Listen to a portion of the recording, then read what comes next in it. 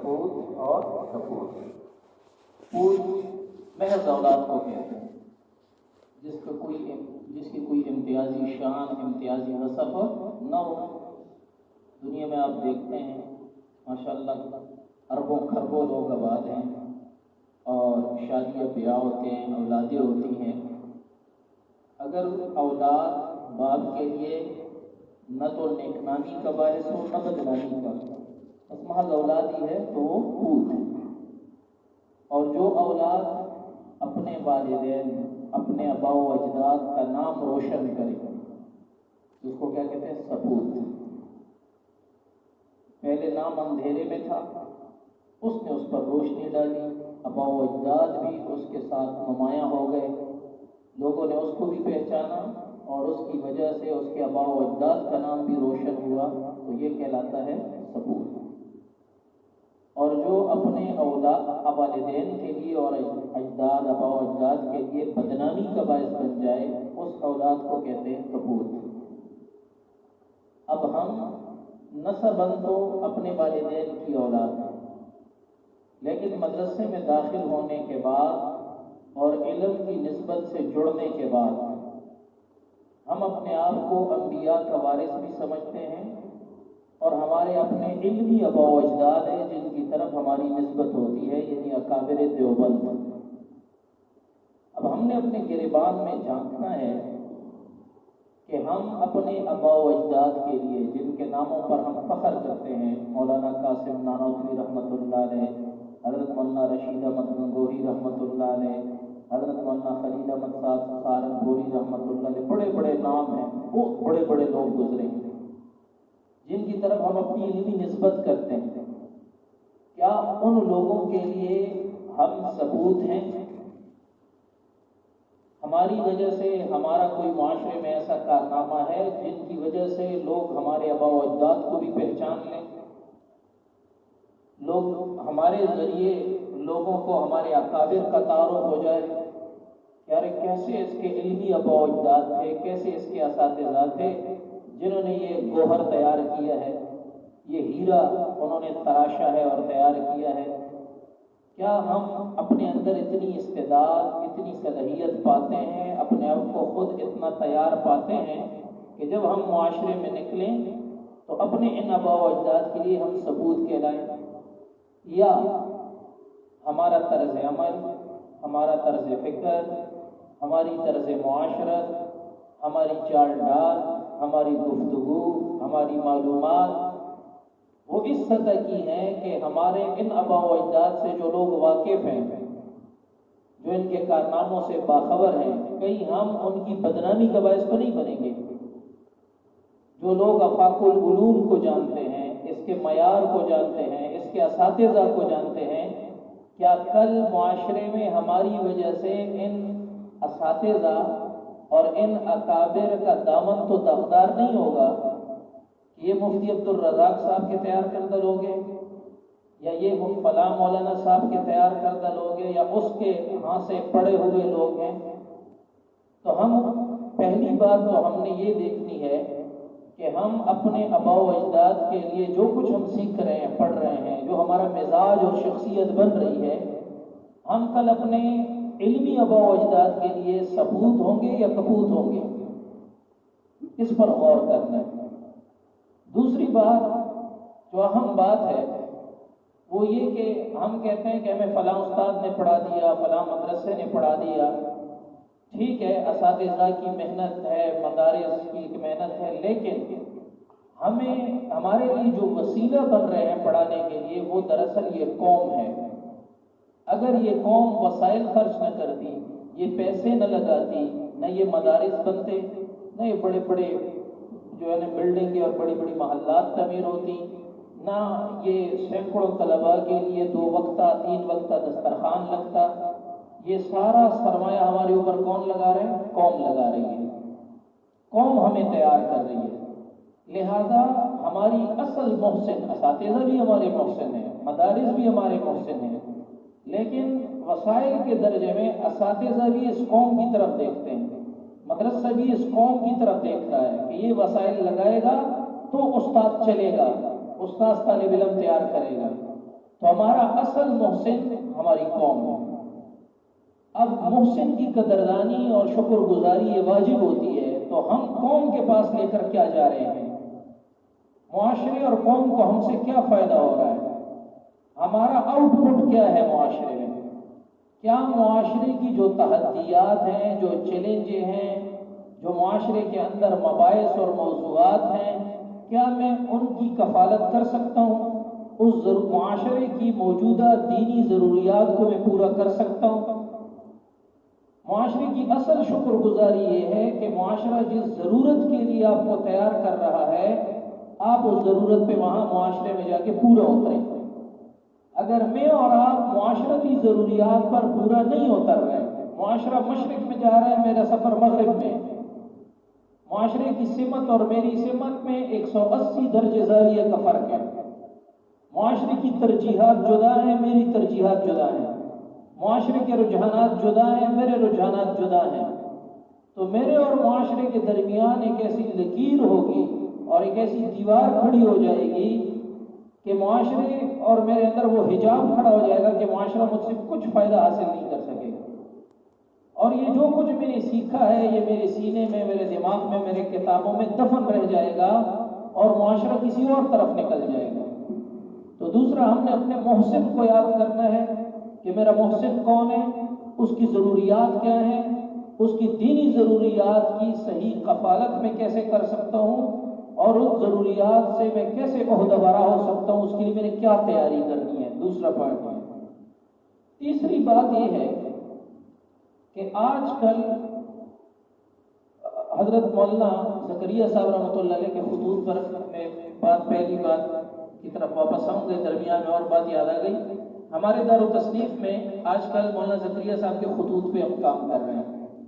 انہوں نے خطوط لکھے حضرت بنوری رحمۃ اللہ علیہ، وہ 86 خطوط ہیں اور بڑے تاریخی خطوط ہیں، مکاتیب ہیں، ان میں بڑا اصلاح کا، علم کا، تربیت کا ایک گراں قدر ذخیرہ ہے ان مکاتیب میں۔ حضرت بنوری رحمۃ اللہ علیہ نے حضرت شیخ زکریا صاحب کو شکوہ لکھا ہے، شکوہ لکھا ہے کہ کتابیں چھپ رہی ہیں اور علم دفن ہو رہا ہے، کتابیں نئی کتابیں چھپ رہی ہیں۔ اس زمانے 2 کتابیں چھپی تھی، الاستذکار اور التمہید۔ تو حضرت نے لکھا تھا کہ یہ کتابیں چھپ گئی ہیں۔ شیخ زکریا صاحب رحمۃ اللہ نے بڑی خوشی کا اظہار کیا تھا، اور ساتھ ایک مقولہ بھی لکھا ہے کہ شاہ عبد القادر رحمۃ اللہ علیہ فرمایا کرتے تھے کہ جب دانت سلامت تھے تو چنے کھانے کو نہیں ملتے تھے، اب دانت سلامت نہیں، چنوں کی بھرمار ہے، تو کیا کریں چنوں کو۔ تو بتانے کا مقصد یہ تھا کہ جس وقت جوانی تھی اس وقت یہ کتابیں چھپی نہیں تھی، اب جب بڑھاپا آ گیا، پڑھنے کے قابل نہیں رہے، بینائی چلی گئی، تو اب ان کتابوں کا کیا کریں۔ حضرت نے ان کتابوں کے چھپنے کے ساتھ ایک شکوہ لکھا حضرت بنوری نے کہ کتابیں تو بڑی چھپ رہی ہیں لیکن علم دفن ہو رہا ہے، علم نہیں ہے۔ حضرت زکریا صاحب نے خط کے جواب میں انہیں لکھا ہے کہ میں اس پر ایک اور اضافہ کروں گا کہ مدارس روز افزوں ہو رہے ہیں، مدارس بڑھ رہے ہیں، لیکن پڑھنے والے ختم ہو گئے، پڑھنے والے ختم ہو گئے، پڑھنے والے لوگ نہیں رہے۔ یہ اپنے زمانے کا شکوہ کر رہے ہیں کہ جو ہمارے دور کے طلباء ہوتے تھے اب وہ طلباء نہیں رہے۔ یہ حضرت شیخ زکریا اپنے دور کی بات کر رہے ہیں۔ تو میں نے دوستوں سے کہا، وہاں جب ہم خط پہ کام کر رہے تھے، میں نے کہا میں اس پر ایک اور اضافہ کرتا ہوں کہ اب پڑھانے والے بھی نہیں رہے، اب تو ہم جیسے لوگ ہیں پڑھانے والے، اب تو پڑھنے والے کو تو چھوڑو، وہ تو ویسے ہی نہیں رہے، پڑھانے والے بھی ختم ہو گئے۔ آج کل مدارس سے جو سب سے بڑا انحطاط ہے جس کو میں دیکھ رہا ہوں، مدارس سے مدرسین پیدا نہیں ہو رہے، فاضل پیدا ہو رہے ہیں۔ 2 لفظوں نے فضلاء کو غرق کر دیا، تباہ کر دیا۔ ایک یہ کہ میں فارغ ہو گیا، میں فارغ ہو گیا۔ اب جس بندے کے دماغ میں یہ بات بیٹھ جائے کہ میں فارغ ہو گیا ہوں، وہ کام کرنے کے لیے کہاں تیار ہوگا۔ دوسرا، فاضل جامعہ دارالعلوم کراچی، فاضل جامعہ بنور ٹاؤن، فاضل جامعہ، اس فاضل کے لفظ نے تباہی مچا دیا۔ اب ہر بندہ خود کو علامہ سمجھتا ہے، پگڑی باندھنے کے بعد، دستار بندی کے بعد تم کو ہاتھ لگانے نہیں دیتا۔ جیسے بچھو ہوتا ہے نا بچھو، اس کے دم کو ہاتھ لگاؤ ڈنگ مارتا ہے۔ بس جب طالب علم نے پگڑی باندھ لی اور نکل گیا مدرسے سے تو بھائی سارا کچھ ختم۔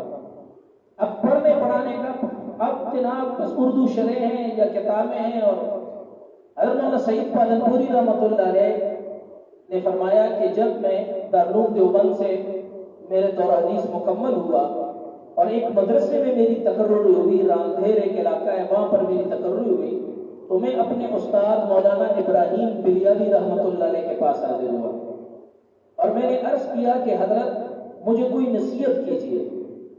تو حضرت نے فرمایا کہ مولوی صاحب دیکھو، کتاب نہ پڑھانا، فن پڑھانا، شرح دیکھ کر صرف کتاب حل نہیں کرنی، فن دیکھنا ہے، فن۔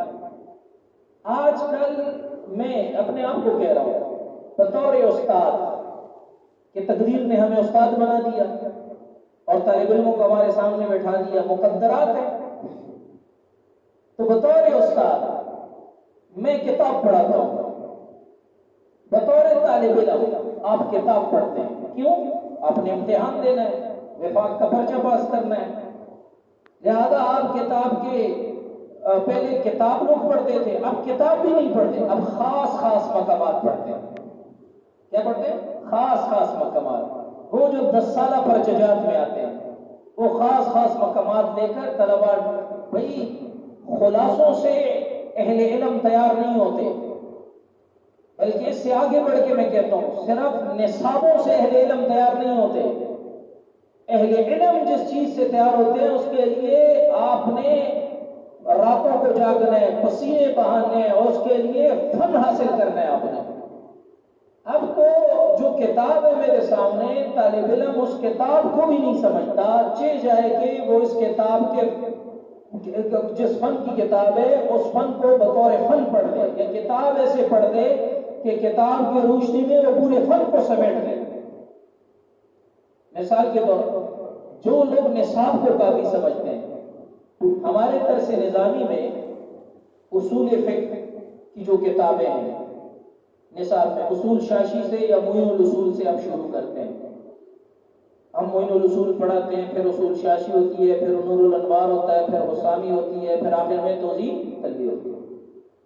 ان سارے نصابی کتابوں میں اصول فقہ کے بعض مباحث ایسے ہیں کہ کسی ایک کتاب میں بھی نہیں ہے، کسی ایک کتاب میں بھی نہیں ہے، وہ آپ کہاں پڑھیں گے؟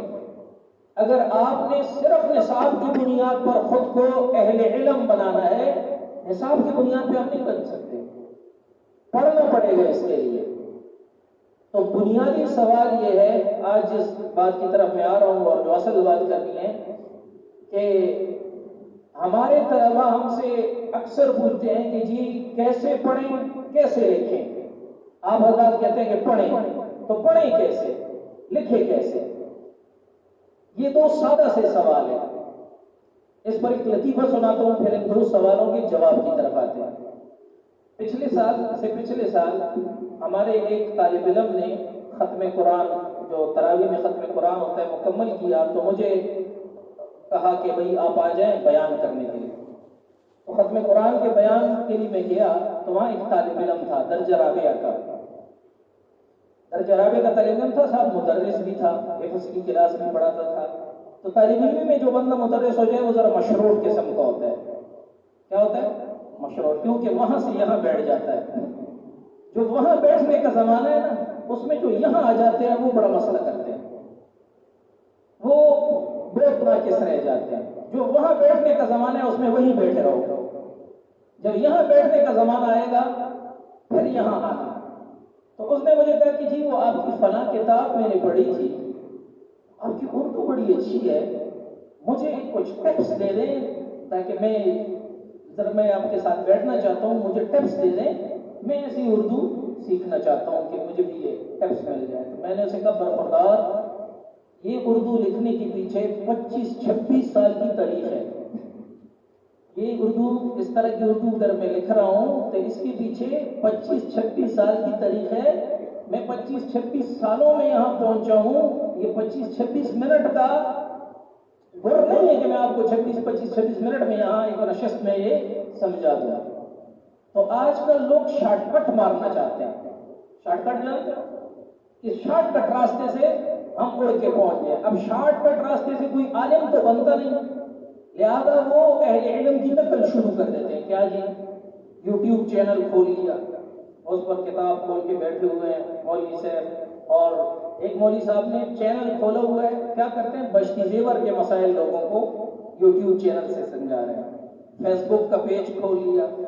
کیوں جی؟ تقی صاحب مشہور ہے تاکہ میں بھی مشہور ہو جاؤں، مولانا منظور مینگل مشہور ہے تاکہ میں بھی مشہور ہو جاؤں، فلاں مولانا. بھائی یہ شارٹ کٹ ہے. تقی صاحب جو یہاں تک پہنچے ہیں وہ فیس بک سے اور یوٹیوب سے نہیں پہنچے. انہوں نے جان ماری ہے، انہوں نے وہ مطالعہ کیا ہے اور وہ محنت کی ہے کہ ساری رات جاگے ہیں وہ، اور انہوں نے اپنے آپ کو کھپایا ہے اور اپنے آپ کو رگڑے دیے ہیں، اہل فن اور اہل علم کی صحبت میں رہے ہیں. اس کے بعد جا کے وہ اس مقام پہ پہنچے. انہوں نے صرف 18 سال تکملہ فتح الملہم کے لیے مطالعہ کیا ہے. کتنے سال؟ 18 سال. آپ 18 گھنٹے مطالعہ نہیں کر سکتے اور پہنچنا چاہتے ہیں وہاں پر.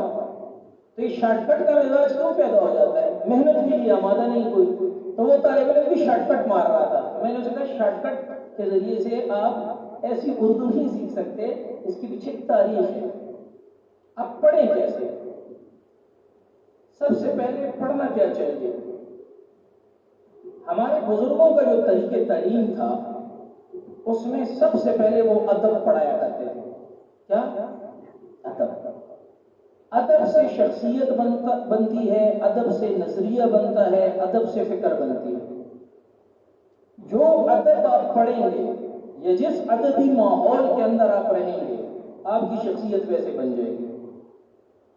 آپ بھلے قرآن پاک کی ساری تفسیریں آپ پڑھ لیں بعد میں، اور حدیث کی ساری شروحات آپ کو حفظ ہوں، اور اصول فقہ کے آپ امام ہوں، آپ کی شخصیت وہی ہوگی جس ادبی سانچے کے اندر آپ ڈھلے ہوں گے. شخصیت نہیں بدلے گی. تو ہمارے بزرگ سب سے پہلے انسان کی شخصیت بناتے تھے کہ فکری اعتبار سے، نظریاتی اعتبار سے، معاشرتی اور سماجی اعتبار سے یہ شخصیت معیاری ہو. اس لیے وہ ادب میں ایسی کتابیں شروع کرتے تھے جو اخلاقی ادب پر مشتمل ہوتی تھی. مثلا کریمہ پڑھا دیا، گلستان پڑھا دیا، بستان پڑھا دیا. ان کتابوں سے آغاز کرتے تھے.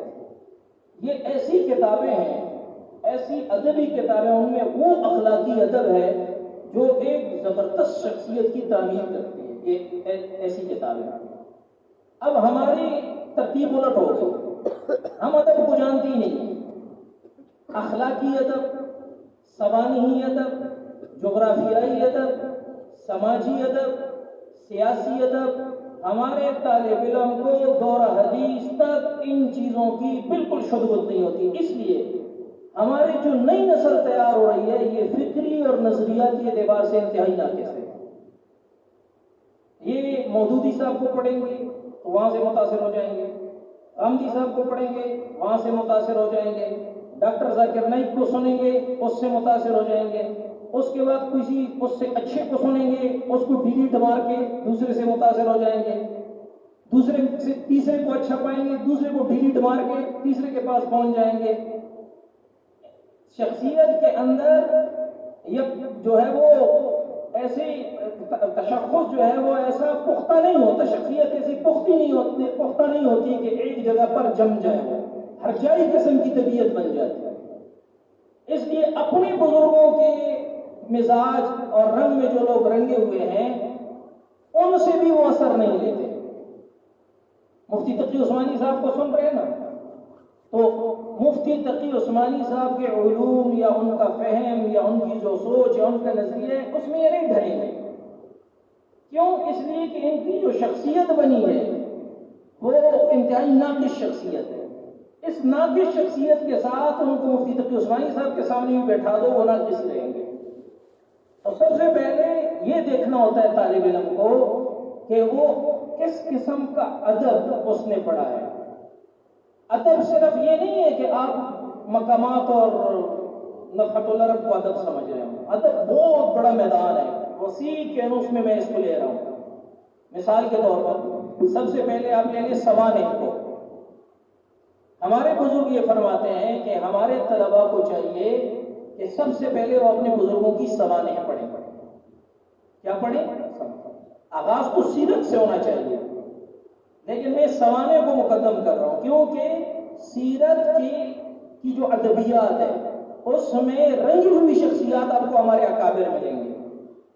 تو پہلے اپنے اکابر کی سوانح بندہ پڑھے، اس سے آپ کی شخصیت بنے گی، اس سے آپ کی سوچ بنے گی، اس سے آپ کا ایک نظریہ بنے گا. حضرت مولانا قاسم نانوتوی صاحب کی سوانح پڑھیں. مولانا مناظر حسن گیلانی رحمۃ اللہ نے لکھی ہے 2 جلدوں میں سوانح قاسمی. حضرت مولانا رشید احمد گنگوہی صاحب کی سوانح پڑھیں، تذکرۃ الرشید. حضرت مولانا خلیل احمد سہارنپوری صاحب کی سوانح پڑھیں، تذکرۃ الخلیل. ٹھیک ہے جی.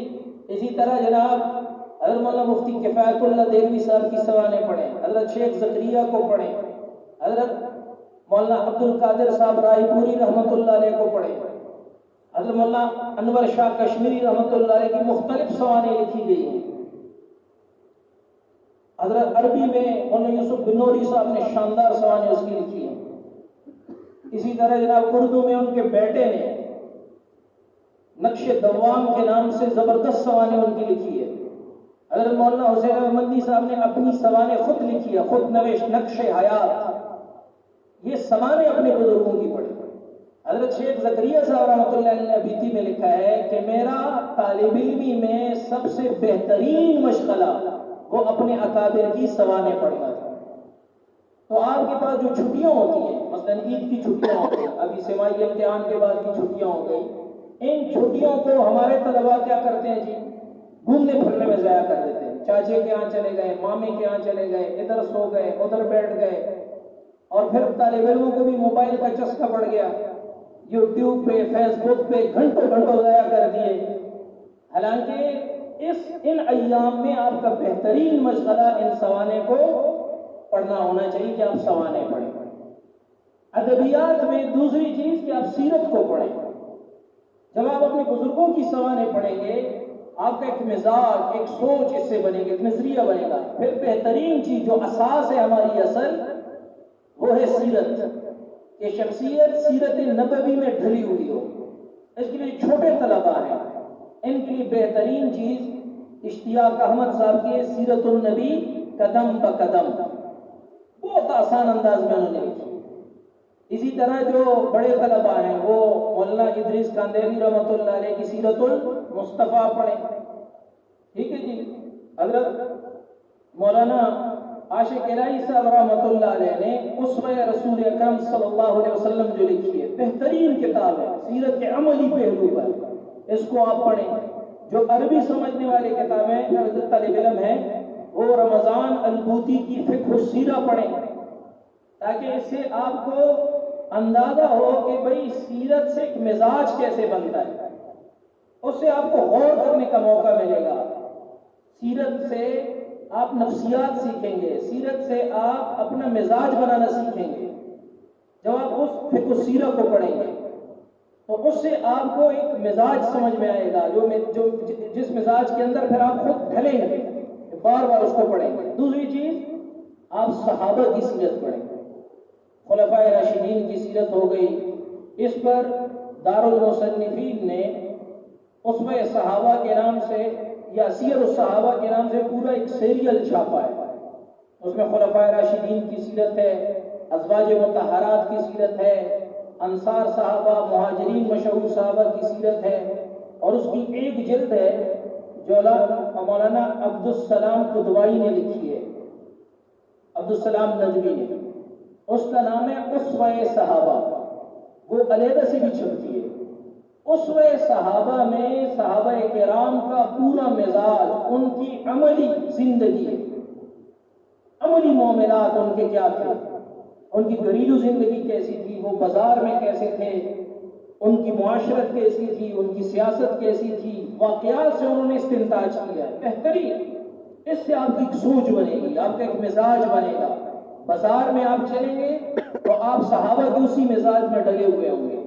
آپ اپنے اساتذہ کے ساتھ ہوں گے تو صحابہ کی اسی مزاج میں ڈھلے ہوں گے. آپ اپنے والدین اور خاندان کے ساتھ ہوں گے، صحابہ کی اسی مزاج میں ڈلے ہوں گے.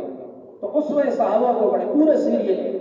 پھر جو طلبہ عربی پڑھنے کے قابل ہو جائیں وہ الاصابہ کو پڑھیں، اسد الغابہ کو پڑھیں. یہ صحابہ کی زندگی پر عربی میں 2 مقصود کتابیں ہیں اور بہترین تصنیف عربی میں عملی اعتبار سے وہ حیات الصحابہ ہے حضرت مولانا یوسف قاندیلی رحمۃ اللہ علیہ. حیات الصحابہ سے جو مزاج بنتا ہے، صحابہ کا زہد، صحابہ کی سادگی، صحابہ کا معاشرتی مزاج، صحابہ کا دعوتی مزاج، صحابہ کا دین کے لیے مر مٹنے اور قربانی والا مزاج، یہ ساری چیزوں میں انسان پھر ڈل جاتا ہے. یہ ادب ہے، یہ سوانی ہی ادب اسے کہتے ہیں. اس ادب سے شخصیت بنتی ہے. تو یہ اسوہ صحابہ اور اسی طرح حیات الصحابہ، یہ 2 تو ہر طالب علم کو یہ 2 کتابیں ضرور پڑھنی چاہیے. اس سے انشاءاللہ صحابہ کرام کا ایک عملی مزاج آپ کو حاصل ہوگا. تیسری چیز، اپنے مسلم فاتحین کی تاریخ اور سوانح پڑھیں.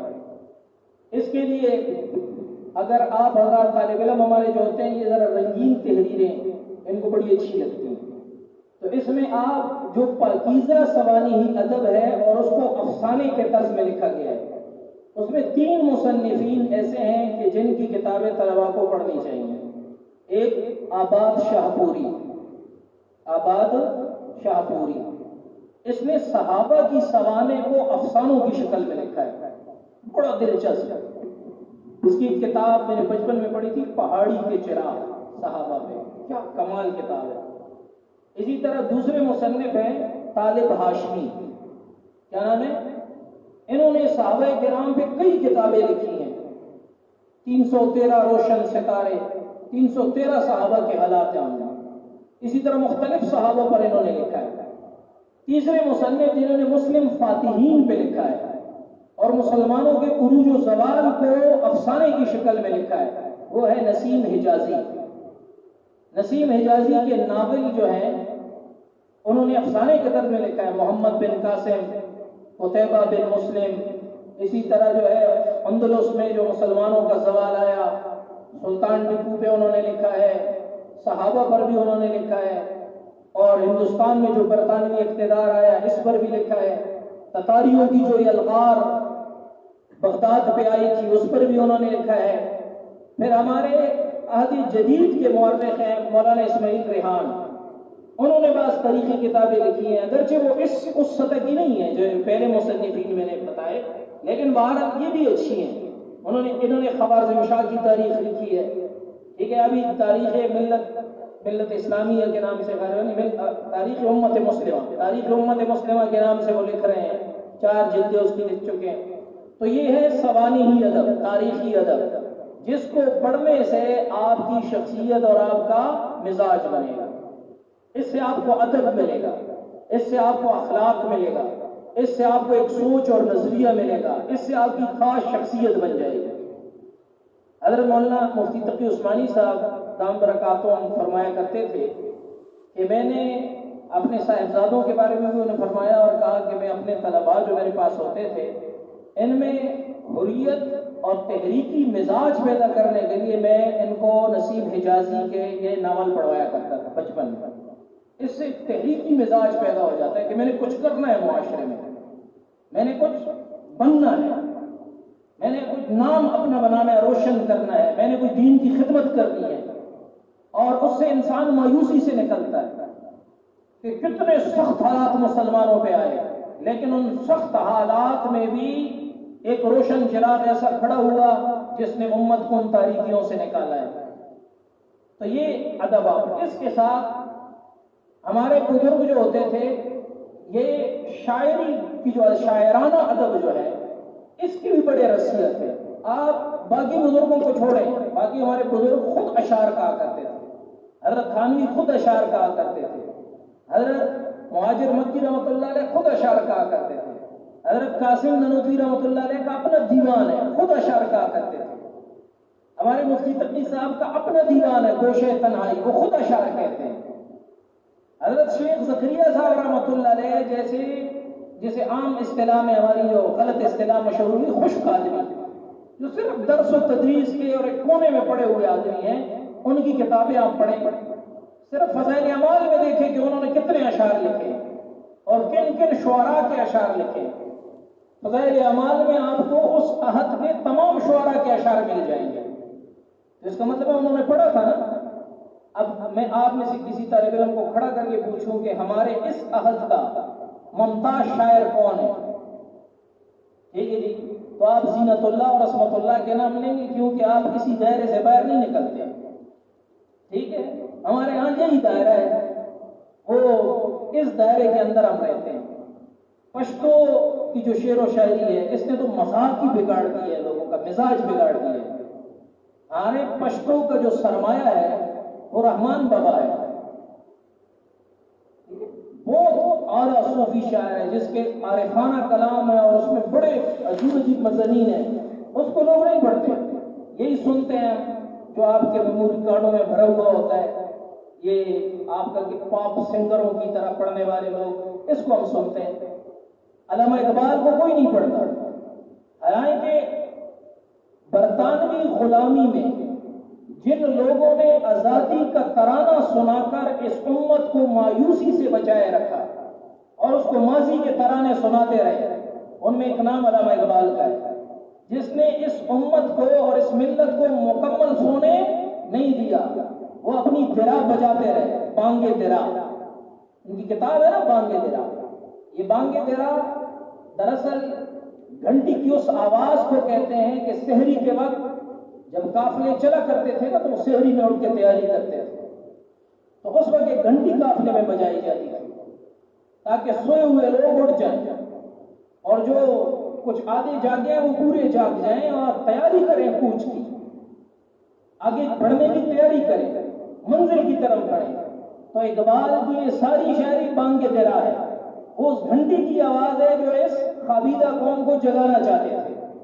اس کو میں جگاؤں اور یہ اٹھے اور منزل کی طرف بڑھے. تو اقبال کو کوئی نہیں پڑھتا. اور ادھر ادھر کی چیزیں ہم بہت شعر و شاعری میں تو میں نے جب بھی اپنے طلباء کو دیکھا ہے ان کا مذاق مکمل بگڑ ہوا ہے. پتہ نہیں کیا چیزیں سنتے رہتے ہیں. میں تو جی چیزیں ہمارے طلباء سنتے ہیں نا، یہ آج کل کے نعت خوانوں اور نظمیں پڑھنے والوں کی، میں ایک نظم کو بھی نہیں سن سکتا، ایک مصرے کو بھی نہیں سن. میرے سر میں درد ہو جاتا ہے کہ کیا پڑھ رہے ہیں. نہ کوئی معنویت ہے، نہ کوئی اس میں ادب ہے، نہ اس کو ادبیات میں شمار کیا جا سکتا ہے. ہمارے لوگ سن رہے ہیں، اسی لیے مزاج بھی ایسا بن گیا ہے. ہمارے طلباء کا مزاج اسی طرح ہوائی مزاج، کھوکھلا مزاج بن گیا ہے، جس مزاج میں نہ کوئی نظریاتی پن ہے نہ کوئی پختگی ہے. یہ کس وجہ سے کہ آپ کو جو ماحول مل رہا ہے ادبی ماحول، وہ ناقص ترین ماحول ہے. تو آپ نے اپنے لیے جو ادبی معاشرت تشکیل دی ہے اس میں سوانحی ادب، شعر و شاعری کا ادب، سیاسی ادب، سماجی ادب، اس کے لیے آپ نے دیکھا کیا پڑھ رہے ہیں، کیا سن رہے ہیں، کن لوگوں کے ساتھ اٹھ بیٹھ رہے ہیں، وہی آپ کا مزاج بن جائے گا. تو اگر آپ کا مزاج درست بن گیا، آپ اسی درس نظامی سے انشاءاللہ انقلاب کھڑا کر سکتے ہیں علوم اور فنون کے اندر. لیکن اگر آپ کا مزاج علمی نہ بنا، آپ کا مزاج سنجیدہ نہ بنا، آپ کا مزاج پختہ نہ ہوا، مزاج میں نقص رہ گیا، تو یہ درس نظامی کیا کہ اس سے ڈبل کتابیں بھی ازبر کر لیں آپ کو. اس لیے ہمارے بزرگ فرمایا کرتے تھے کہ سب سے پہلے طلباء کو صالح ادب پڑھانا چاہیے. تو لہذا آپ صالح ادب پڑھنا شروع کریں. ہمارے جو بچے ہیں، ہم جب بچپن میں تھے تو تقریباً 1993 کی بات ہے، 93 میں میں تیسری جماعت میں تھا. میں نے اس وقت مطالعہ شروع کیا. ہمارے عہد میں بڑا زبردست ادب بچوں کے لیے چھپتا تھا. حکیم سعید صاحب رحمۃ اللہ علیہ کا ادارہ تھا ہمدرد، وہاں سے نونہال ایک رسالہ نکلتا تھا، ایک تعلیم و تربیت نکلتا تھا. تعلیم و تربیت کی اس وقت جو ایڈیٹر تھی اس کا نام تھا ضیاء تسنیم بالگرامی. اتنا بہترین لکھتی تھی وہ خاتون تھی بچوں کے لیے. 2 سلسلے اس کے تھے، ایک عظمت کی مینار اور دوسرا سلسلہ تھا روشنی کی مینار. ہم نے بچپن میں اس ادب کو پڑھا. جنید بغدادی کون تھے، حضرت سری سکتی کون تھے، حضرت حسن بصری کون تھے، حضرت خواجہ عبد الواحد بن زید کون تھے، حضرت اویس کرنی کون تھے، بچپن میں ہم نے ان کی تحریروں میں پڑھا ہے، اور وہ ناول کے انداز میں لکھا کرتے تھے۔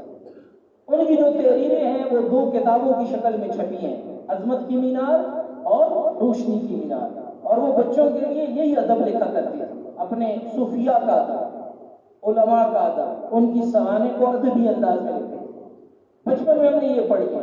اب بتائیں، یہ ہمارے بچے جو بیٹھے ہوئے ہیں چھوٹے چھوٹے، جو دوسری تیسری جماعت جنہوں نے پڑھی ہے، تیسری جماعت کا کوئی بچہ اس وقت بچوں کے ادب کے حوالے سے کسی رسالے سے واقف ہو کہ میں فلاں رسالہ پڑھا کرتا ہوں؟ نہیں پڑھتے نا۔ حالانکہ اس وقت بچوں کے لیے ذوق و شوق کے نام سے بڑا اچھا ادبی رسالہ نکلتا ہے، نونہال نکلتا ہے، پھول نکلتا ہے، ستارے نام سے ایک اچھا رسالہ نکلتا ہے، مسلمان بچے ایک اچھا رسالہ نکلتا ہے، اچھے بچے کے نام سے اچھا رسالہ نکلتا ہے، بچوں کا اسلام آتا ہے، یہ سارا بچوں کا ادب ہے، کوئی نہیں پڑھتا۔ اس لیے شخصیت ناقص ہے۔ تو بچوں کا ادب بچوں کو پڑھانا چاہیے۔ اشتیاق احمد صاحب نے جو سلسلے لکھے، سیرت النبی قدم بقدم، خلفائے راشدین قدم بقدم، ائمہ اربعہ قدم بقدم، یہ تینوں اس کے ہیں۔ ہم نے بچپن میں اشتیاق احمد کو پڑھا ہے، بچپن میں مظہر کریم ایم اے کو پڑھا ہے، مظہر کریم ایم اے، ابن صفی، ان کے تو پتہ نہیں کہ سینکڑوں یا ہزاروں ناول ہم نے پڑھے ہوں گے، کوئی تعداد ان کی نہیں ہے، اتنے پڑھے ہیں۔ محی الدین نواب افسانہ نگار ہے، پاکستان کا مشہور، فوت ہو گیا غالباً۔ محی الدین نواب کا ایک ناول ہے دیوتا، 52 جلدوں میں، کتنے؟ 52 جلدوں میں، ٹھیک ہے جی۔ اور ایک جلد کے ہمارے کتابی لحاظ سے دیکھیں تو 1100 صفحات ہیں، کتنے؟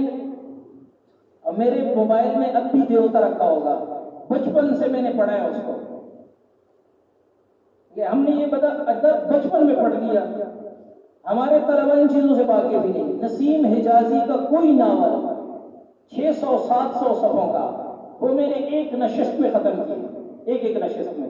رات کو شروع کرتے جمعرات کی شب، صبح کی اذان ہوتی ختم، صبح کی اذان تک ختم۔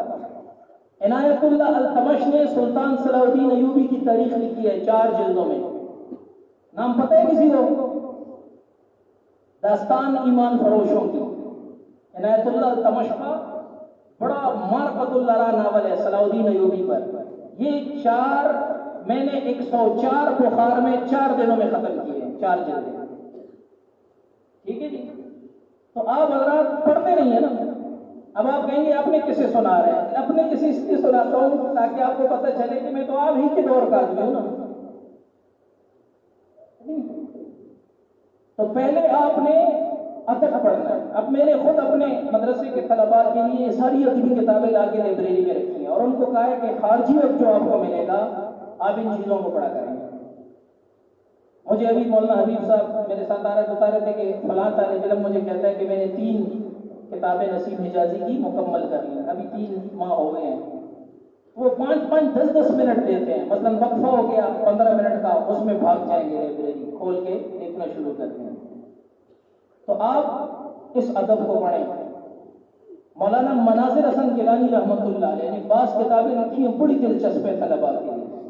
ایک کتاب ہے اس میں دربار نبوت کی حاضری، یہ ان کی ابیتی ہے مدینہ شریف کے حاضری، اتنی مؤثر، اتنی دلچسپ، اتنی بہترین۔ کم از کم حضور صلی اللہ علیہ وسلم کے ساتھ مسلمان کا کیا تعلق ہونا چاہیے، یہ تو اس کتاب سے مزاج بن جاتا ہے۔ ان کی کتاب ہے دارالعلوم دیوبند میں بیتے ہوئے دن، پڑھی ہے کسی طالب علم نے؟ دارالعلوم دیوبند میں بیتے ہوئے دن، میں نے رابعہ میں پڑھی تھی، بہت اعلیٰ کتاب ہے۔ طالب علمی کیسے گزاری جاتی ہے، استادوں کے کن کن امور کو دیکھا جاتا ہے۔ انہوں نے دورہ حدیث دارالعلوم دیوبند میں پڑھا تھا، اور دورہ حدیث کے 40 سال بعد یہ کتاب لکھی ہے، دورے کے 40 سال بعد یہ کتاب لکھی ہے، اور ایسی لکھی ہے جیسے دارالعلوم دیوبند میں داخلہ ان کا ہو گیا ہو اور بس شروع ہے وہ۔ ایک استاد کے درس کی خصوصیات انہوں نے لکھی ہیں، ان کے طلباء کی جو مشغلیں اور کھیلیں ہوتی تھی وہ لکھی ہیں، دارالعلوم دیوبند میں مطالعہ کیسے کرتے تھے وہ لکھا ہے۔ کوئی بجلی نہیں تھی، چراغوں میں تیل ملتا تھا دارالعلوم دیوبند کی طرف سے، ہم چرپائی الٹ دیتے تھے اور چرپائی کی جو وہ ہوتا ہے پیڑی، اس پر جناب اوپر چراغ رکھتے تھے اور اس میں مطالعہ کرتے تھے. بہت دلچسپ اس میں پورا ایک عجیب ہمارے بزرگوں کا اس سے مزاج پتہ چلتا ہے. آپ بھی پڑھیں حضرت شیخ الحدیث صاحب رحمۃ اللہ علیہ کی، تو یہ ادب کی چند کتابوں کا یا کچھ کتابوں کا میں نے تو سب سے پہلے شخصیت کس سے بنتی ہے؟ ادب سے. آپ کا ادبی ماحول کیسا ہے؟ میں دور تک نہیں نکلتا، ورنہ سیاسی اور سماجی ادب کی طرف چلے جاؤں گا تو بہت بہت پھیل جائے گا. ٹھیک ہے جی. دوسری چیز ہوتی ہے تاریخ پڑھنا. ادب کے ضمن میں نے بہت ساری چیزیں تاریخ کی بھی آپ کو بتا دی، سیرت، صحابہ کی سیرت، فاتحین کی سیرت، یہ ساری تاریخ بھی ہے ہمارے. تاریخ کو تنقید اور تجزیے کے ساتھ پڑھیں، تاریخ کی خوبیوں کو دیکھیں کہ وہ کون سی خوبیاں تھی تاریخی جس کی وجہ سے مسلمان عروج پہ تھے، اور وہ کون سی خامیاں تھی جن کی وجہ سے ہمارے اوپر زوال آیا ہے. اس نقطہ نگاہ سے تاریخ پڑھیں. جب جو آدمی ادب اور تاریخ اس کو صحیح طریقے سے پڑھتا ہے، پڑھ لے، اس کے بعد جب وہ فن پڑھتا ہے اور فن کے بعد وہ علم کی طرف جاتا ہے، تو یہ عالم پختہ ترین عالم ہوتا ہے. یہ پھر معاشرے کی ضروریات کو سمجھتا ہے. یہ قرآن اور سنت سے معاشرت کی اصلاح کے لیے مواد نکال کے پیش کر سکتا ہے. پھر یہ اپنے مخاطب کے ذہن کو جانچ کر اس ذہن کے مطابق قرآن اور سنت کی دعوت دے سکتا ہے. ٹھیک ہے بھائی. میں آپ کو اب فن کی طرف آتے ہیں. پہلے ادب، تاریخ، تیسرے فن، فن کے بعد علم کا نمبر آتا ہے. فن علم کے لیے سیڑھی ہوتی ہے. آپ کا فن کچا ہوگا، آپ کا علم کچا ہوگا. بنیاد اصل چیز علم ہے. فن کیا ہے؟ جو فنون ہم پڑھتے ہیں، صرف، نحو، یہ دو بنیادی فنون ہیں. اس کے بعد منطق، فلسفہ، اصول فقہ، اصول حدیث، اصول تفسیر، عروض، طوافی، فلکیات، جغرافیہ، یہ سارے فنون ہیں. اور یہ سارے کے سارے فنون ہمارے درس نظامی میں شامل نصاب ہے. بلاغت، یہ سارے 9-10 فنون ہیں جو ہمارے نصاب میں شامل ہیں. فن کو آپ اس وقت صحیح طریقے سے سمجھ سکتے ہیں جب آپ فن کو خارج میں منطبق کر سکیں، فٹ کر سکیں. اگر آپ فن پڑھ رہے ہیں لیکن آپ اس کی تطبیق کرنے پہ قادر نہیں ہیں تو آپ کا فن ناقص ہوگا. مثال کے طور پر آپ نے صرف خوب اچھی طریقے سے پڑھی، نیند تو نہیں آ رہی ہے آپ کو، ہاں؟ بات خشک بھی تو نہیں ہے کہ خشک ہو گئی. میں لطیفہ سناتے ہیں درمیان میں. اب آپ صرف پڑھ رہے ہیں لیکن آپ نے اجرا نہیں کیا. اجرا تو دور حدیث میں طالب علم پہنچ جاتا ہے، وہ عبارت میں مضارع کے صیغہ، ماضی کے صیغے پر بھی غلط اس کو غلط ضبط کرتا ہے. صحیح طریقے سے اس کو ضبط نہیں کر سکتا. اب آپ کو اس کو پتہ نہیں ہوتا. ٹھیک ہے جی. میں نے اعراب کا لفظ نہیں بولا کہ وہ اعراب صحیح نہیں پڑھ سکتا. اعراب آخری حرف کی حرکت کو کہا جاتا ہے، اور آخری حرف سے جو پہلے زبر زیر پیش درست کرنا ہوتا ہے اس کو کیا کہتے ہیں؟ ضبط. تو اس کا ضبط غلط ہوتا ہے. ضبط ہم صرف سے سیکھتے ہیں اور جناب اعراب ہم نحو سے درست کرتے ہیں. اب اگر اجرا اور تطبیق نہیں ہوگی تو نہ اعراب ٹھیک کر سکے گا نہ اس کا ضبط ٹھیک ہوگا. صحیح ہے نا؟ اسی طرح ہوتا ہے نا. اس لیے ہمارے اولى ثانیہ کے طالب علم اجرا میں بڑی سخت محنت کرتے ہیں، استاد بھی محنت کرواتے ہیں، کیونکہ آگے ساری کتابیں عربی میں ہیں تاکہ وہ درست اعراب پڑھ سکے، ضبط اس کا ٹھیک ہو، لغت سے معنی صحیح نکال سکے. مضارع ماضی کی پہچان کرے گا تو معنی بھی درست کرے گا، ورنہ مضارع کا ترجمہ ماضی کے ساتھ کر رہا ہوگا اور ماضی کا مضارع کے ساتھ کر رہا ہوگا. جملہ اسمیہ کا ترجمہ فعلیہ کے ساتھ کرے گا، فعلیہ کا حال کا ترجمہ تمیز پر ڈال دے گا، تمیز والا حال میں فٹ کر دے گا. ٹھیک ہے جی. تو یہ پہچان کرواتے ہیں تاکہ آگے وہ ان علوم اور فنون کی بنیاد پر عربی درست کر سکے. اسی طرح بلاغت ہے. جس بندے کو بلاغت نہ آتی ہو نا، وہ قرآن اور حدیث کے اعجاز کو قرآن اور حدیث میں خدا اور رسول کے حقیقی منشا کو نہیں پا سکتا۔ یہ صرف صرف نوزری کام نہیں چلے گا۔ قرآن اور حدیث میں اللہ اور اللہ کے رسول کے منشا تک رسائی اس کے بلاغی اعجاز کی واقفیت پر موقوف ہے۔ اگر اس بلاغت سے واقف ہوں گے آپ کہ قرآن پاک نے کس بلاغی پس منظر میں یہ بات کہی ہے، تو تب آپ اس کی حقیقی گہرائی تک پہنچ سکیں گے۔ اب ہم بلاغت پڑھتے ہیں لیکن اجرا نہیں ہوتا، سمجھ میں آ گئی بات؟ ایک مثال جو ہم نے دروس البلاغہ میں پڑھی، یا ایک مثال جو ہم نے مختصر المعانی میں پڑھی، بس وہی مثال یاد ہوتی ہے۔ اس کے علاوہ اس قاعدے کی کتنی مثالیں قرآن میں ہمیں مل سکتی ہیں، ہم کبھی تلاش نہیں کرتے۔ مجھے اس کمی کا احساس کیسے ہوا؟ ہم درجہ سادسہ میں پڑھ رہے تھے، ہمارے ایک استاد ہے حضرت مولانا طلحہ شمسی صاحب دامت برکاتہم العالیہ دارالعلوم کراچی میں، بڑے استاد ہیں۔ انہوں نے مجھے بلایا اور کہا کہ بیٹا میں پی ایچ ڈی کا مقالہ لکھ رہا ہوں جامعہ کراچی کے لیے، اور میرا پی ایچ ڈی کا عنوان ہے قرآن کریم میں علم البیان کے اطلاقی پہلو۔ تو آپ نے 15 اور 16 پارہ جو ہے اس میں میرے ساتھ تعاون کرنا ہے، اور 15 اور 16 پارے میں علم البیان کے قواعد کی جتنی مثالیں ہیں آپ نے اکٹھی کرنی ہیں۔ میں نے مختصر المعانی نہیں پڑھی ہوئی تھی۔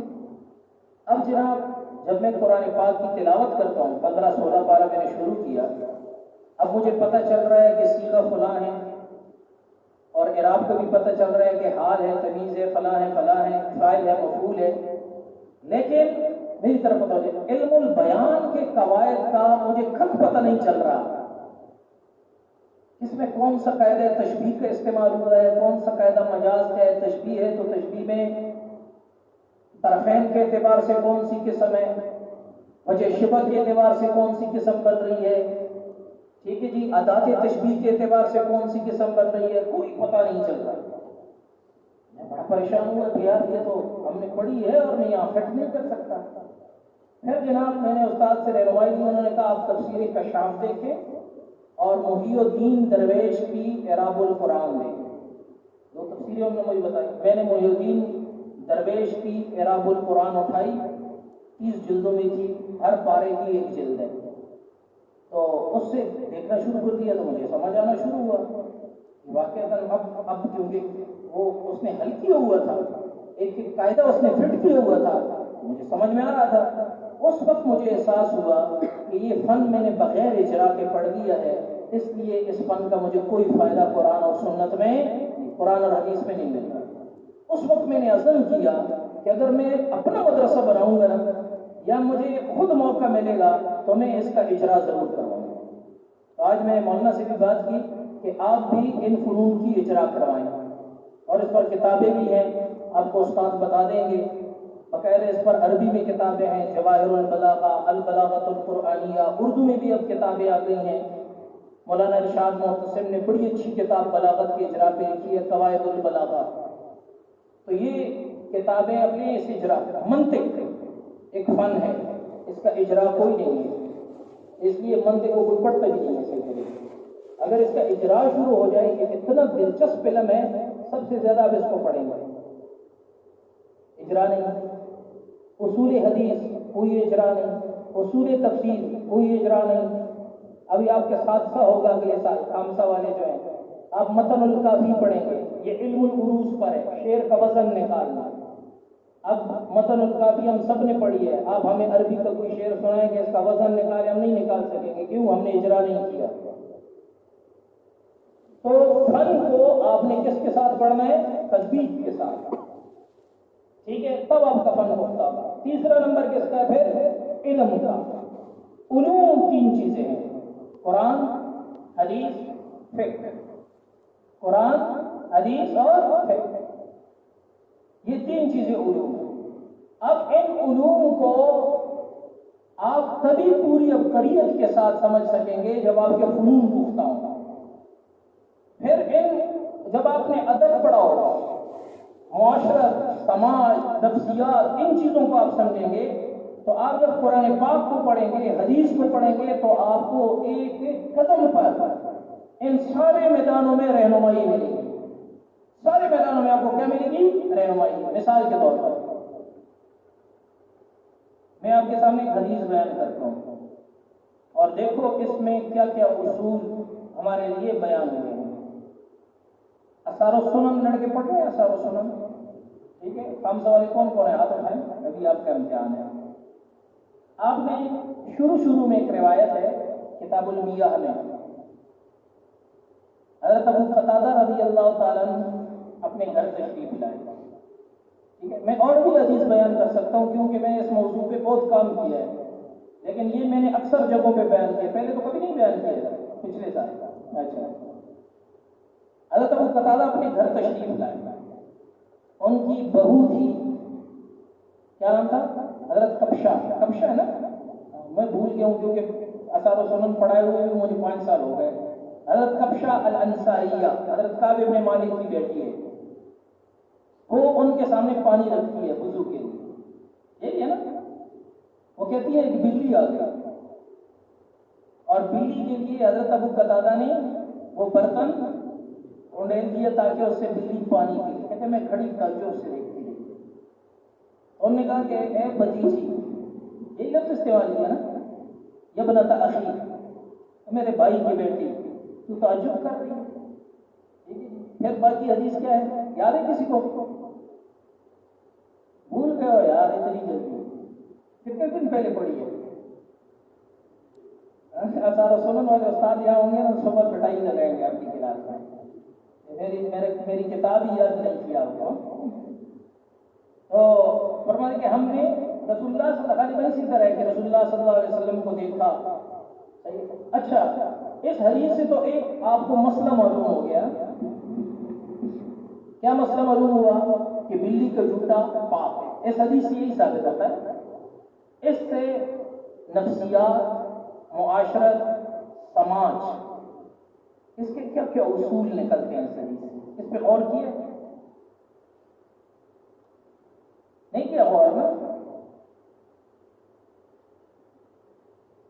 اس سے بڑے اصول نکلتے ہیں معاشرت کے، ہماری معاشرت سے ملتے جلتے اصول نکلتے ہیں.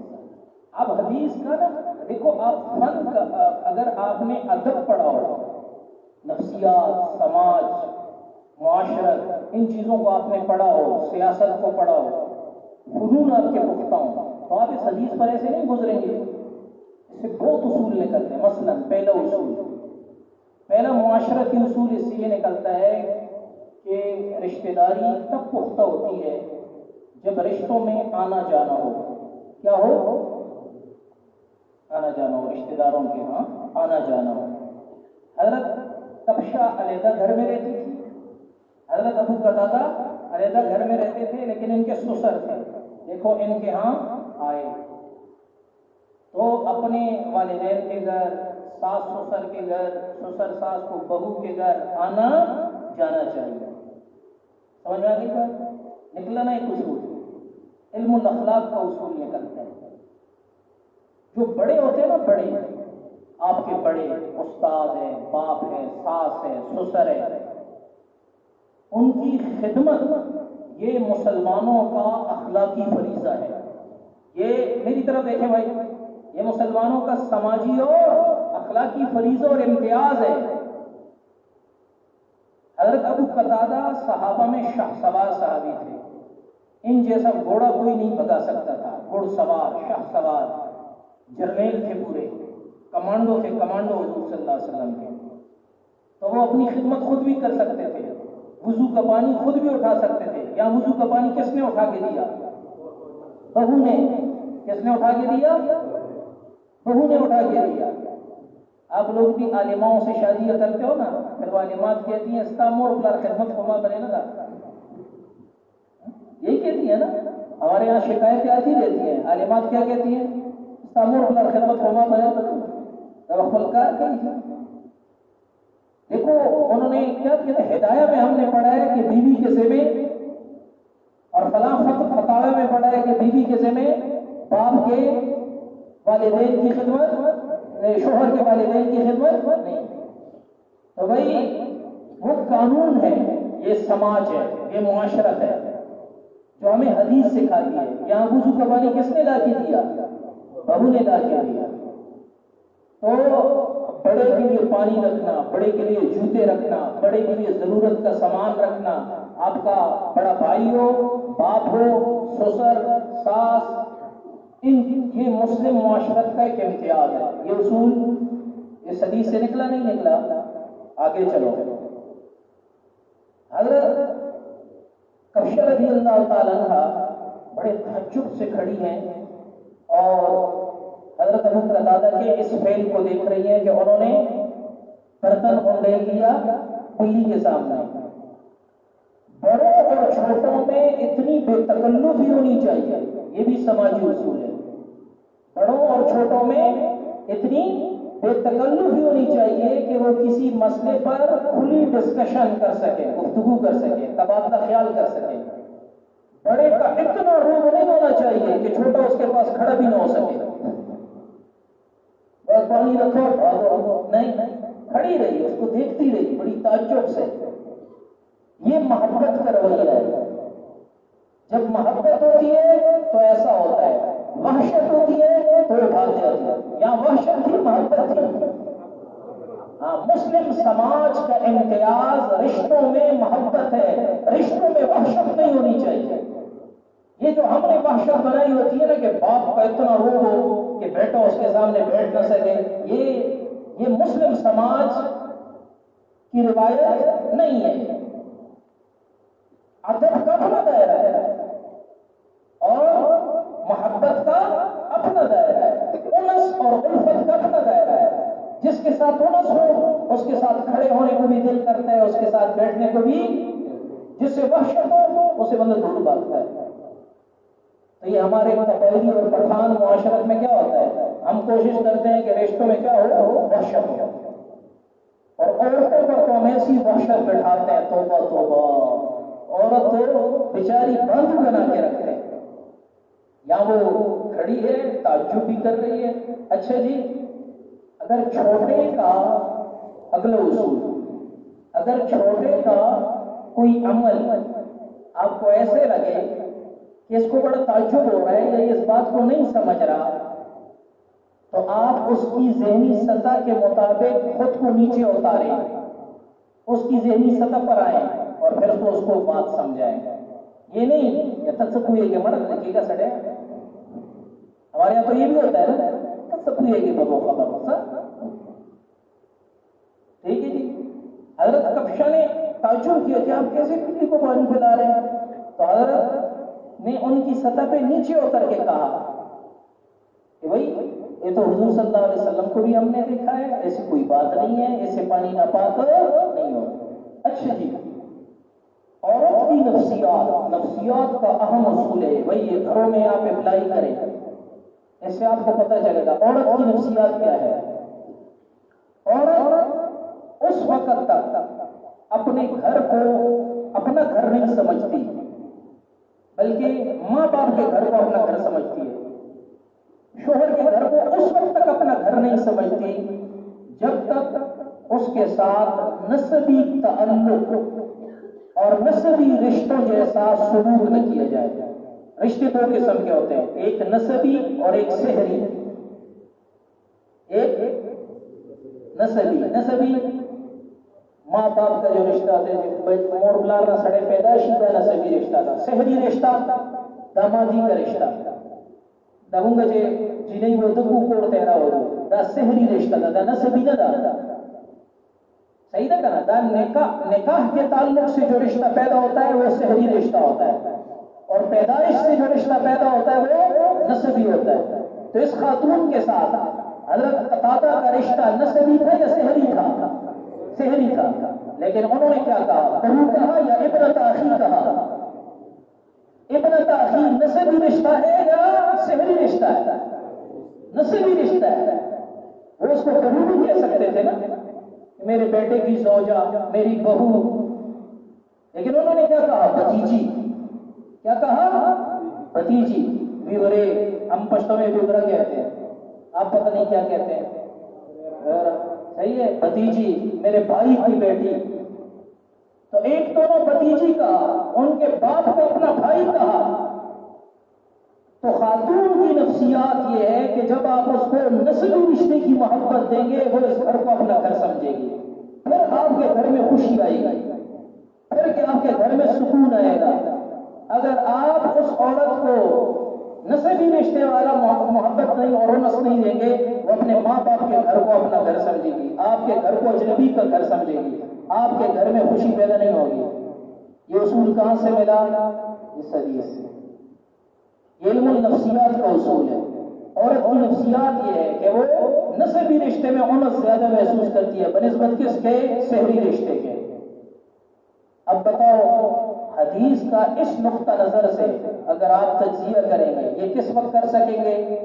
جب آپ نفسیات کو جانتے ہوں، جب آپ معاشرت کو جانتے ہوں، جب آپ سماج کو جانتے ہوں، آپ سیاست کو جانتے ہو. ان چیزوں کو اگر آپ نہیں جانیں گے، ان کا علم آپ کو نہیں ہوگا، آپ کا حدیث پر بس ایسے ہی آپ گزریں گے، ترجمہ کریں گے اور ان سے یہی مسئلہ نکالیں گے کہ بلی کو جھوٹا پاک کے پاس.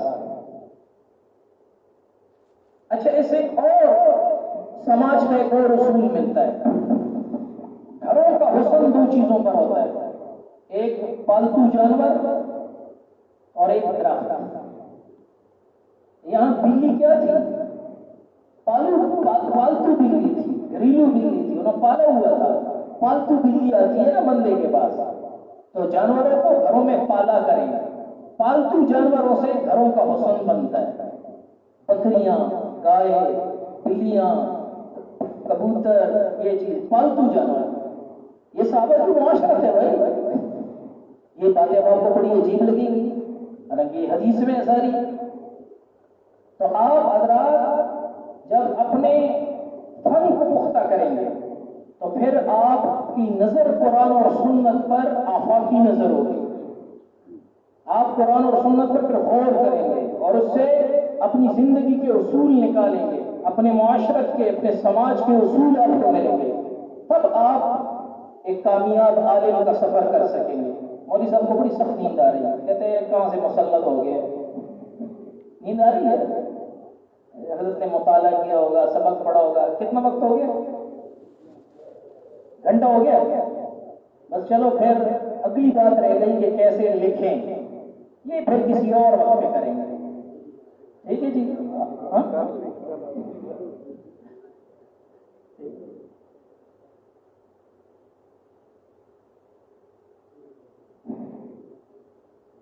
تو میں نے آپ کو ایک مثال بتائی نا ایک حدیث سے. دیکھو ہم نے کتنے اصول نکالے، 5-6 اصول نکل آئے. اب آپ ایک ایک حدیث پر اس طرح غور کریں گے، غور کا مزاج ڈالیں گے تو آپ کو ہر حدیث میں پورا سمندر معنی کا بھرا ہوا نظر آئے گا. سمجھ میں آئی یہ بات؟ لیکن یہ کب ہوتا ہے؟ کب ہوتا ہے کہ پیچھے پس منظر میں آپ کی شخصیت جو بنی ہوگی آپ اسی نقطہ نگاہ سے اس کو دیکھیں گے. اگر آپ نے سماج کو سمجھا ہوگا، سیاست کو سمجھا ہوگا، معاشرت کو سمجھا ہوگا، علم الاخلاق کو سمجھا ہوگا، آپ کی ادبی شخصیت مکمل ہوگی، آپ کا فن پختہ ہوگا تو آپ ان نکات کو نکال سکیں گے. قرآن کی ہر آیت، ہر حدیث سے آپ کو اسی طرح زندگی کے سارے اصول آپ کے سامنے بالکل ایسے ہوں گے. ہمارے بزرگ ایسے تھے، ہمارے اکابر ایسے تھے، انہوں نے اس چیز کو اس طرح سیکھا تھا. تو یہ اس انداز سے آپ نے اپنے آپ کو بنانا ہے. پڑھنے کا یہ طرز آپ نے رکھنا ہے. اب لکھیں کیسے؟ عموماً یہ سوال طالب علم کرتے ہیں، اس کے لیے آسان چیزیں ہیں. ایک تو یہ کہ جب آپ پڑھیں گے نا، پڑھنے کے بعد لکھنا آتا ہے. آج کل لوگ کیا ہوتے ہیں، پہلے لوگ ہوتے ہیں پڑھے لکھے، تو پڑھا لکھا آدمی ہے. پڑھا پہلا ہوتا تھا، لکھا بعد. آج کل لوگ لکھے پڑھے ہوتے ہیں. ان کو لکھنے کا ہیضہ ہو جاتا ہے، پڑھتے پڑھتے کچھ نہیں لکھتے رہتے ہیں. حالانکہ لکھنا وہ لکھنا معیاری ہوتا ہے جس کی پشت پڑھنا ہوگا. مولانا سید سلیمان ندوی رحمۃ اللہ علیہ کا ایک مقولہ ہے، فرمایا وہ صفحہ نہیں جس صفحے کو لکھنے کے لیے 100 صفحات کا مطالعہ نہ کیا گیا ہو. وہ صفحہ نہیں جس کو لکھنے کے لیے 100 صفحات پہلے مطالعہ نہ کیا. 100 صفحات پڑھیں ان 100 صفحات سے جو نظریات، جو سوچ، جو علم آپ کو ملے ہے اس کو ایک صفحے میں آپ لکھ سکیں، یہ لکھنا ہے۔ سمجھ میں آ گئی بات؟ مولانا ظفر علی خان سے کسی نے کہا کہ بھائی آپ زمیندار اخبار ان کا تھا، اس میں بڑے بڑے لمبے چوڑے مضامین آپ لکھتے ہیں، ذرا مختصر لکھیں۔ انہوں نے کہا مختصر لکھنے کے لیے وقت نہیں ہے۔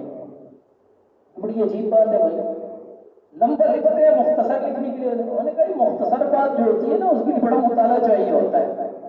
یہ آپ جو لکھتے رہتے ہیں یہ تو بس اپنی ذہن کی باتیں اڑاتے، لکھو لکھو لکھو، جو آیا سامنے لکھ دیا۔ آپ ایک موضوع پر منضبط جامع فکر اور بات مجھ سے چاہتے ہیں تو اس کے لیے تو بڑا طویل مطالعہ کرنا پڑتا ہے۔ تو اگر آپ کا مطالعہ اور علم مضبوط ہوگا پھر آپ کو لکھنا بھی آئے گا، ورنہ صرف لفاظی اگر سیکھ لو گے اسے کچھ نہیں ہوگا، لکھنا سیکھو۔ اس کے لیے ابھی سے آپ حضرات ڈائری لکھا کریں، ٹھیک ہے جی؟ جمعرات کے دن آپ کی چھٹی ہوتی ہے، بیٹھ جائیں، پورے ہفتے میں کوئی اہم واقعہ آپ کے سامنے آیا ہو، کسی استاد کی نصیحت آپ کو یاد ہو، کسی استاد کی سبق کی کوئی خصوصیت سامنے ہو، وہ لکھ لیں، ٹھیک ہے؟ استاد نے جمعے کا جو بیان کیا ہے وہ آپ نے سنا ہے، اس کا خلاصہ لکھ لیں، اس طرح لکھیں۔ کوئی جلسہ آپ کا ہو گیا اس کی رویداد لکھیں، کئی چھٹیوں میں سیر و تفریح پر چلے گئے اس کی رویداد لکھیں۔ آج کل یہ موبائل اس نے تعلیمی اداروں سے 80% لکھنے کے مواقع چھین لیے۔ پہلے طالب علم رویدادیں لکھتے تھے، اب کیا کرتے ہیں؟ سیلفیاں۔ اب کیا چکر پہ جاتے تھے تو اس کی رویداد لکھتے تھے پوری، ایسا منظر تھا اور ایسا پانی بہ رہا تھا اور ہم نے یہ چیز پکائی اور فلاں فلاں ساتھی تھا اور یہ وہ۔ تحریر کا خاصہ یہ ہے کہ یہ پورے منظر کو بند کر لیتا ہے، رجحانات، احساسات، ہر چیز اس تحریر میں بند ہو جاتی ہے۔ اور تصویر سے کیا ہوتا ہے؟ سیلفی کر لی، سمجھ میں آ گئی بات، اور اس کو فیس بک پہ ڈال دیا، بس مہینے بعد کچھ پتہ نہیں۔ تو تصویر نے تحریر کو چھین لیا ہے ہم سے۔ اب جلسوں کی تصویریں ہوتی ہیں، تصویریں کھینچ لی، واجی جلسہ ہو گیا ہمارا، بھائی نہیں، اس کی رویداد لکھو، پوری رویداد لکھو، لوگوں کے جذبات کیا تھے، تاثرات کیا تھے، کتنے لوگ شریک تھے، کس وقت شروع ہوا، کیا ہوا، اس میں پورا بیانات کے خلاصے، رویداد پوری لکھو۔ ایک صدی بعد اس رویداد کو اٹھاؤ گے تو وہ رویداد آپ کو ایک صدی پیچھے پورے اس منظر کے اندر لے جائے گی۔ تصویر سے کیا ہوگا؟ تصویر تو وہ ایک لمحے کی منظر شناسی کر سکتی ہے، باقی وہ جامد شکل ہے، اس کے اندر کوئی روح نہیں ہے۔ تحریر کے اندر روح ہوتی ہے، اس لیے تحریر کا اثر ہوتا ہے، تصویروں کا کوئی اثر نہیں ہوتا۔ تو اس طرح رویدادیں وغیرہ۔ دوسرا، کسی ایک استاد کا سبق لکھیں۔ ہمارے دور میں نا استادوں کی تقریریں لوگ لکھتے تھے، سبق لکھتے تھے، ہم کاپیاں بناتے تھے، ہدایت النو کی کاپی، کافیہ کی کاپی، شرح تہذیب کی کاپی۔ آج کل طالب علموں میں رجحان ختم ہو گیا، اس لیے جو طالب علم کاپیاں لکھتا تھا استاد کی بات استاد نے دلیل کے انداز سے پیش کی، تعبیر کیا تھی، پھر استاد سے ججواتے تھے، چیک کرواتے تھے، استاد جانچ لیتا تھا، چیک کر لیتا تھا، تصحیح کر لیتا تھا، یہ طالب علم آگے نکل کے مصنف بن جاتے تھے، تصنیف کا سلیقہ اسی طرح آ جاتا ہے۔ آج کل ہمارے فضلا میں لکھنے والے بہت کم ہیں، وجہ اس کی کیا ہے کہ ہم نے استادوں کی تقریریں لکھنا، سبق لکھنا، رویدادیں لکھنا، ڈائری لکھنا یہ بالکل چھوڑ دیے، ان چیزوں کی عادت ڈالیں۔ پھر جناب جو کتاب آپ مطالعہ کریں، اس کتاب کو پڑھنے کے بعد، اگر بڑی کتاب ہے تو چلو اس کے 100 صفحے پڑھنے کے بعد اس کا ایک خلاصہ تحریر کریں کہ میں نے یہ پڑھا، اور اپنے مدرسے میں بورڈ پر لگایا کریں، کوئی اچھی بات آپ نے پڑھ لی، پڑھ کے باقی طلبہ بھی اس کو پڑھیں گے۔ اس سے آپ کے اندر لکھنے کا مزاج رفتہ رفتہ رفتہ رفتہ پیدا ہوگا، اور اس کی فکر نہ کریں کہ کیا غلط ہے، کی غلط ہے، کیا غلط ہے، لکھتے رہیں بس۔ جب آپ اچھے مصنفین کو پڑھیں گے، ان کا اسلوب انشاءاللہ اس اسلوب میں آپ ڈھل جائیں گے، پھر اسی طرح لکھنا آپ کو آتا رہے گا۔ ان تعبیرات کو آپ یاد کرتے رہیں، ابو الحسن علی ندوی صاحب کی تعبیرات ہیں، مناظر حسن گیلانی صاحب کی تعبیرات ہیں، مفتی تقی صاحب، اچھی اچھی تعبیریں یاد کریں، ان کو اپنی تحریروں کا حصہ بنائیں۔ اس طرح رفتہ رفتہ رفتہ رفتہ آپ لکھتے رہیں گے، ایک وقت ایسا آ جائے گا کہ انشاءاللہ اس لکھنے کے میدان میں آپ کا اپنا ایک نام ہوگا، ایک پہچان ہوگا۔ صحیح ہے جی؟ پھر آپ نے کوئی سبق یاد کر لیا، کبھی کبھی اپنا سبق لکھ لیا کریں کہ میں نے فلاں دلیل کیسی دوں گا، اس کی تعبیر کیسی کروں گا، اس کی ترتیب سیکھیں۔ ٹھیک ہے جی، پہلے دعویٰ لکھ دیا، پھر پہلی دلیل، دوسری دلیل، تیسری دلیل، ترتیب. اس سے آپ کو پرچہ لکھنے کا بھی سلیقہ آئے گا، تصنیف کا بھی سلیقہ آئے گا. تو انشاءاللہ لکھنے کا مسئلہ آپ کا رفتہ رفتہ اس طرح حل ہوگا. ابھی 1 سطر 2 سطر سے شروع کریں. اب آپ کہیں میں کیا لکھوں؟ یہی لکھو کہ میں گیا، میں نے بازار سے قلم خریدا، کاغذ خریدا. ایک مولوی صاحب آئے تھے، انہوں نے تقریر کی تھی کہ بھائی لکھا کرو. مجھے بھی شوق چڑھ گیا لکھنے کا، اور میں نے یہ سارا سامان لایا. جمعرات کا دن تھا، چھٹی ہو گئی، میں بھاگتا بھاگتا گھر گیا، کھانا کھایا، نماز پڑھی. اس کے بعد سوچنے لگا کہ یار چلو مولوی صاحب کی بات پہ کچھ عمل کر لیتے ہیں. جب کاغذ قلم اٹھایا، اب میں لکھ رہا ہوں، کچھ سمجھ ہی نہیں رہا، لکھ رہا ہوں مٹا رہا ہوں. بس یہ لکھ لیا آپ نے نا، یہ آپ کا مضمون ہو گیا. آخر میں یہی لکھو کہ کچھ سمجھ نہیں آ رہا کہ کیا لکھوں. یہ جو بات آپ نے لکھ لی پوری، یہی تحریر ہو گئی، یہی آپ کا مضمون ہو گیا. صحیح ہے جی؟ ہاں، تو جب آپ یہی لکھتے رہیں کہ مجھے لکھنا نہیں آ رہا، میں کوشش کر رہا ہوں لیکن مجھے لکھنا نہیں آ رہا، بار بار کوشش کر رہا ہوں کیا لکھوں، 100 دفعہ مضمون کو سوچا، کچھ ذہن میں نہیں آیا، یہ ساری باتیں لکھو، یہ مضمون ہے، اسی سے لکھنا آ جائے گا. پاکستان کے ایک نامور کالم نگار تھے عرفان صدیقی، بڑے معروف کالم نگار. ہم جب القلم اخبار میں کام کیا کرتے تھے تو ان سے پوچھا کہ بھائی آپ کیسے لکھتے ہیں؟ انہوں نے کہا شاید کوئی ٹپس تھے. مجھے کہا آپ کیسے لکھتے ہیں؟ میں نے کہا کہ مضمون شروع کرتا ہوں، پسند نہیں آتا کاٹ دیتا ہوں، دوسرے شروع کرتا ہوں، سرنامہ نہیں آتا کاٹ دیتا ہوں، تیسرے شروع کرتا ہوں، پتہ چل پڑتا ہے. میں نے کہا میں بھی اسی لکھتا ہوں. میں نے کہا یہی طریقہ ہے لکھنے کا. صحیح ہے. تو انہوں نے خود وہ جواب میرے منہ میں ڈال دیا اور مجھ سے وہ بلوا لیا کہ کیسے لکھا جاتا ہے. حالانکہ وہ بہت بڑے استاد تھے. ہمارے استاد لکھنے کے معاملے میں جنہوں نے ہماری بڑی تربیت کی، مولانا مقصود شہید رحمۃ اللہ علیہ، لال مسجد کا حادثہ ہوا تھا نا، اس میں شہید ہوئے تھے. تو وہ بہت زبردست طریقے مجھے بتا، وہ مجھے کہتے تھے کہ آپ چھوٹے چھوٹے جملے لکھیں اور سوچ سوچ کر نہ لکھیں. جو سوچ سوچ کر لکھتا ہے وہ الجھتا ہے، جو الجھتا ہے وہ الجھاتا ہے. یہ الفاظ ان کے اب بھی مجھے یاد ہے. تو پھر الجھو گے، چھوٹے چھوٹے جملے بناؤ اور لکھتے جاؤ، بس اپنا مدعا کاغذ پہ انڈیلتے جاؤ، اس سے آپ کو لکھنا آ جائے گا. تو انشاءاللہ اس طریقے سے محنت کریں گے نا. چلو جی، میرے کو نہ تو کوئی موضوع یاد تھا کہ میں کیا کہوں گا، یہاں بیٹھنے تک مجھے کچھ پتہ نہیں تھا کہ کیا کہنا ہے. جو باتیں آپ کی طلب یا مجمع کی طرف سے ذہن میں آتی گئی وہ میں نے عرض کر دی ہے. اللہ تعالیٰ ہم سب کو عمل کرنے کی یا ان میں کوئی فائدے کی بات ہو تو اس سے سبق سیکھنے یا سمجھنے کی توفیق عطا فرمائے. ہمارے